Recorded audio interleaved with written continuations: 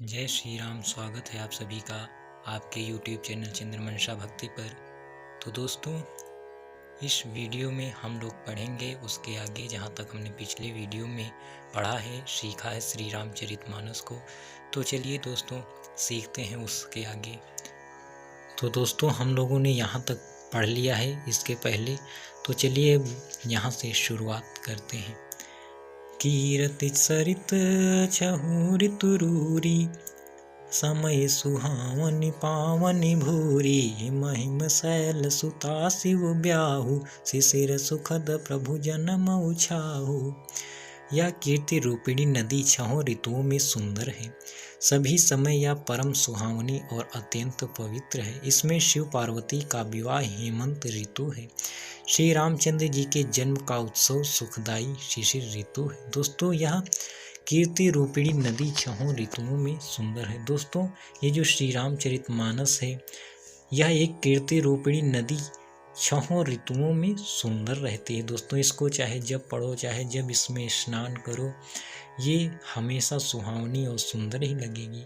सभी समय यह परम सुहावनी और अत्यंत पवित्र है। और जो इसमें शिव और माता पार्वती का जो विवाह है वो हेमंत ऋतु के समान है।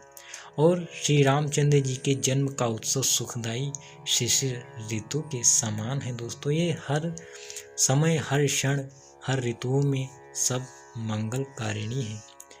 बर नब राम विवाह समाजो, सो मुद मंगलमय ऋतु राजो। ग्रीष्म दुसह राम बन गवनु, पंथ कथा कर आतप पवनु। श्री रामचंद्र जी के विवाह समाज का वर्णन ही आनंद मंगलमय ऋतुराज वसंत है। श्री राम जी का वन गमन दुस्सह ग्रीष्म ऋतु है और मार्ग की कथा ही कड़ी धूप और लू है। दोस्तों, श्री रामचंद्र जी के जो विवाह समाज का वर्णन है वो आनंद और मंगल के समान ऋतुराज वसंत है। और श्री राम जी का जो वन गमन हुआ था वो एकदम दुखदायी है दोस्तों, जो ग्रीष्म ऋतु के समान है। और मार्ग की जो कथाएं हैं वो कड़ी धूप और लू के समान है। दोस्तों, वर्षा घोर निशाचर रारी, सुर कुल साली सुमंगलकारी। राम राज सुख विनय बढ़ाई, विशद सुखद सोई शरद सुहाई। राक्षसों के साथ घोर युद्ध ही वर्षा ऋतु है। दोस्तों, जो प्रभु ने राक्षसों के साथ जो युद्ध किया वो वर्षा ऋतु के समान था, जो देव कुल रूपी धान के लिए सुंदर कल्याण करने वाली है। दोस्तों, जो देवताओं का सर्व हर प्रकार से, दोस्तों, क्योंकि भगवान ने देवताओं के कल्याण के लिए, ऋषि मुनियों के कल्याण के लिए उन्होंने अवतार लिया था, इसलिए वो देवता रूपी जो धान है उनके लिए कल्याणकारी है। रामचंद्र जी के राज्य काल का जो सुख, विनम्रता और बड़ाई है वही निर्मल सुख देने वाली सुहावनी शरद ऋतु है। दोस्तों, श्री रामचंद्र जी के राज्यकाल में प्रजा को जो सुख था और जो उनकी विनम्रता और बड़ाई थी वही निर्मल सुख, बहुत ही सुख देने वाली शरद ऋतु के समान था। सती शिरोमणि सिय गुण गाथा, सोई गुण अमल अनुपम पाथा। भरत स्वभाव सुशीतलताई, सदाई करसि बरनि न जाई। सती शिरोमणि श्री सीता जी के गुणों की शोभा की जो कथा है वही इस जल का निर्मल और अनुपम गुण है। श्री भरत जी का स्वभाव इस नदी की सुंदर शीतलता है, जो सदा एक ही रहती है और जिसका वर्णन नहीं किया जा सकता। दोस्तों, सती शिरोमणि माता सीता का जो गुणों की जो उनकी कथा है वही इस जल का निर्मल और अनुपम गुण है। दोस्तों, माता सीता का जैसा चरित्र था वो बहुत ही निर्मल और अनुपम है। और भरत जी का स्वभाव नदी की सुंदर शीतलता के समान दोस्तों बड़ा ही पवित्र है, जो सदा एक सा ही रहता है, कभी बदलता नहीं है। अवलोकनी बोलनी मिलनी, प्रीति परस पर हास। भायप भली चहु बंधु की, जल माधुरी सुबास। चारों भाइयों का परस्पर देखना, बोलना, मिलना, एक दूसरे से प्रेम करना, हंसना और सुंदर भाईपन, इस जल की मधुरता और सुगंध है। दोस्तों, आप जो लोग रामायण पढ़ते हैं या जिन्होंने रामायण देखी है, उनको भगवान श्री राम और उनके चारों जो भाई, तीनों भाई थे, अर्थात वो चारों भाई इतने आपस में उनके इतना प्रेम स्नेह था जिसका कोई वर्णन नहीं किया जा सकता। वो अपार था, जो आज शायद ही कहीं होगा। दोस्तों, आरती विनय दीनता मोरी, लघुता ललित सुबारी न थोरी, अद्भुत सलिल सुनत गुणकारी, आस पियास मनोमल हारी। मेरा आर्त भाव विनय और दीनता इस सुंदर और निर्मल जल का कम हल्कापन नहीं है, अर्थात अत्यंत हल्कापन है। यह जल बड़ा ही अनोखा है, जो सुनने से ही गुण करता है और आशा रूपी प्यास को और मन के मैल को दूर कर देता है। दोस्तों, गोस्वामी तुलसीदास जी कहते हैं कि ये जो सुंदर चरित्र है, जो श्री रामचरितमानस है, ये बहुत ही अनोखा है और जो सुनने से ही गुण करता है, अर्थात इसको सुनने से ही सारे गुण अंदर व्याप्त हो जाते हैं। आशा रूपी प्यास को और मन का जो मैल होता है उसको भी ये दूर कर देता है। राम सुप्रेम ही पोषत पानी, हरत सकल कलि कलुष गलानी, भो श्रम शोषक तोषक तोषा, समन दुरित दुख दारिद दोषा।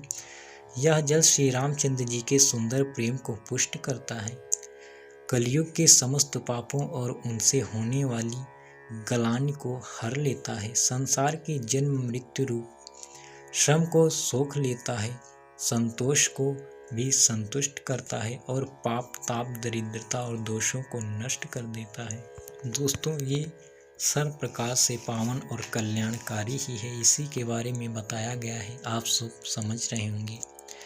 काम को हमद मोहन सावन, विमल विवेक विराग बढ़ावन, सादर माजन पान किए ते, मिटहि पाप परिताप हिए ते। यह जल काम क्रोध मद और मोह का नाश करने वाला और निर्मल ज्ञान और वैराग्य को बढ़ाने वाला है।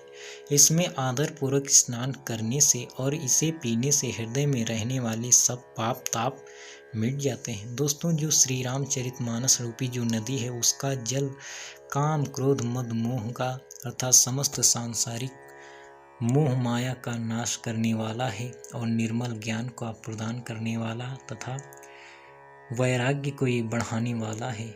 इसमें आदर पूर्वक दोस्तों जो बड़े ही चाव से स्नान करता है और इसे जो पीता है, उसके हृदय में रहने वाले सब पाप ताप मिट जाते हैं। जिन यही बार न मानस धोए, ते कायर कलिकाल बिगोए, त्रसित निरखे रवि कर भव बारी, फिर हैं मृग जिमि जीव दुखारी।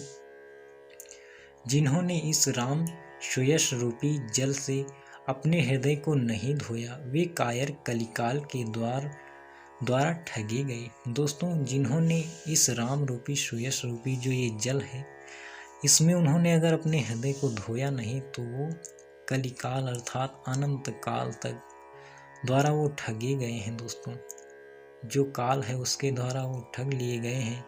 जैसे प्यासा हिरन सूर्य की किरणों की रेत पर पड़ने से उत्पन्न हुए जल के भ्रम को वास्तविक जल समझकर पीने को दौड़ता है और जल ना पाकर दुखी होता है, वैसे ही वे कलयुग के से ठगे हुए जीव भी विषयों के पीछे भटक कर दुखी होंगे। दोस्तों, जो इसमें स्नान नहीं करेगा, जो इसको समझेगा नहीं, वो भटकता ही रहेगा अन्य वस्तुओं में, अन्य विषयों में उसे किसी भी चीज का लाभ नहीं प्राप्त होगा। मति अनुहारी सुबारी, गुण गन गनि मन अनहवाई, सुमिरी भवानी शंकर ही का कवि कथा सुहाई। अपनी बुद्धि के अनुसार इस सुंदर जल के गुणों को विचार कर उसमें अपने मन को स्नान कराकर और श्री भवानी शंकर को स्मरण करके कवि तुलसीदास सुंदर कथा कहता है। दोस्तों, तुलसीदास जी कहते हैं, बुद्धि के अनुसार इस सुंदर जल के गुणों को विचार कर। दोस्तों, तुलसीदास जी कहते हैं, जितना मैंने इसको समझ पाया है, इसकी महिमा को समझ पाया है, मैं अपने मन को स्नान करा के और माता भवानी और शंकर जी का स्मरण करके इस कथा को कहता हूँ।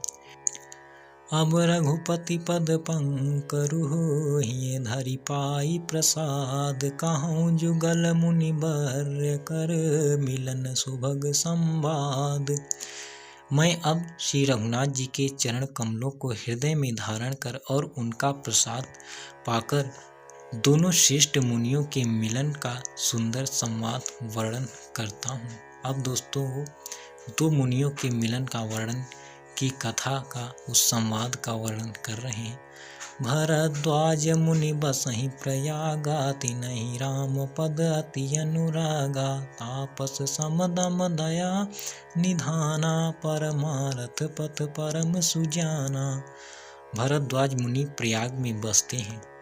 उनका श्री राम जी के चरणों में अत्यंत प्रेम है। वे तपस्वी, निग्रहित चित्त, जितेंद्रिय, दया के निधान और परमार्थ के मार्ग में बड़े ही चतुर हैं। दोस्तों, भरद्वाज मुनि प्रयाग में बसते हैं और वो भगवान के अत्यंत ही भगवान से प्रेम करते हैं। उनके चरणों में अपने मन को हमेशा लगाए रहते हैं। वो हर प्रकार से मद मोह दया के वो निधान हैं, जितेंद्रिय हैं। वो बड़े ही परमार्थ और मार्ग में बड़े ही चतुर हैं। परमार्थ के मार्ग में दूसरों का कल्याण ही उनका परम धर्म है। माघ मकर गत रवि जब होई, तीरथ पति आव सब कोई, देव दनुज किन्नर नर श्रेणी, सादर मज्जहि सकल त्रिवेणी। माघ में जब सूर्य मकर राशि पर जाते हैं, तब सब लोग तीर्थराज प्रयाग को आते हैं। देवता, दैत्य, किन्नर और मनुष्यों के समूह सब आदर पूर्वक त्रिवेणी में स्नान करते हैं। दोस्तों, आज भी आप देखते हैं कि माघ में जब सूर्य मकर राशि पर आते हैं, अर्थात मकर राशि में जब सूर्य आते हैं, तब सब लोग तीर्थराज प्रयाग में जाते हैं और आदर पूर्वक त्रिवेणी में स्नान करते हैं। संगम पर वो स्नान करते हैं और ऐसा कहा गया है कि देवता, दैत्य, किन्नर, मनुष्यों समूह सब वहां पर आते हैं। पूजहि माधव पद जल जाता, परसिय खय बटुहर सही गाता, भरद्वाज आश्रम अति पावन, परम रम्य मुनि बर मन भावन। श्री वेणी माधव जी के चरण कमलों को पूजते हैं और अक्षय वट का स्पर्श कर उनके शरीर पुलकित होते हैं। भरद्वाज जी का आश्रम बहुत ही पवित्र, परम रमणीय और श्रेष्ठ मुनियों के मन को भाने वाला है।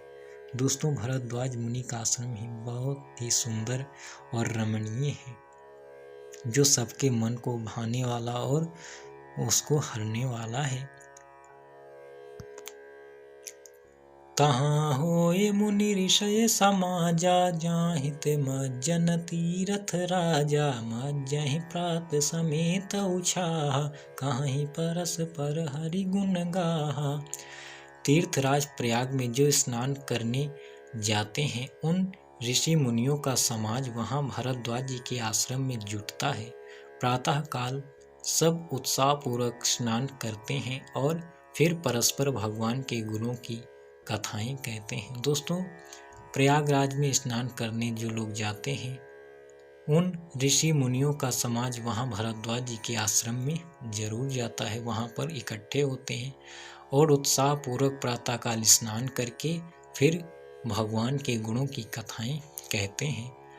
ब्रह्म निरूपण धर्म विधि, बरनहि तत्व विभाग, कहीं भगति भगवंत के, संयुत ज्ञान विराग।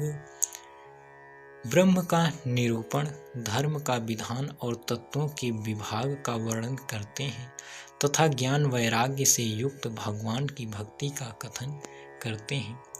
दोस्तों, सारे ऋषि मुनि वहाँ इकट्ठा होकर ब्रह्म निरूपण, धर्म का विधान और तत्वों के विभाग का वर्णन करते हैं और वैराग्य युक्त भगवान की भक्ति का कथन करते हैं तथा उनकी कथाएं कहते और सुनते हैं। तो दोस्तों, आज की कथा बस इतनी ही। आगे की कथा हम लोग अगले वीडियो में समझेंगे। तब तक के लिए जय श्री राम।